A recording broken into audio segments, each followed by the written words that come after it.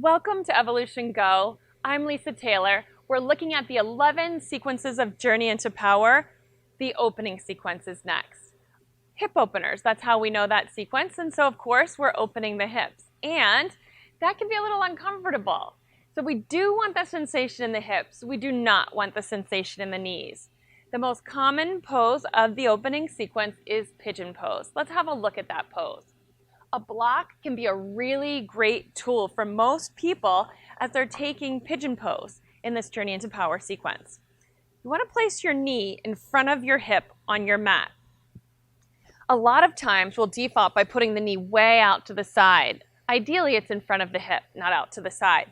And then the angle in your knee and how square your shin is to the front of your mat, that determines the intensity of the pose. So what you can do is sit to your side and scoot your shin out to some angle. Let's keep it in pretty close for today. From the bird's eye view of the pose, looking down at the two sides of the pelvis, you'd like to see them level instead of the left hip sitting down to the floor and the right hip elevated higher. Now, flexibility is what has us sitting in that way with our hips not so level. So we use a tool, use a block.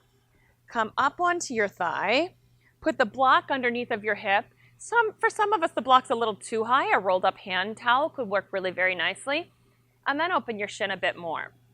Once we really sit into the pose and square the hips, you'll really feel the support of the block and how it's needed. Brings us right into the action of the pose, into the opening of the outer hip. So the opening sequence of Journey into Power gives us access to opening our hips, and opening our hips gives us access to a whole new world.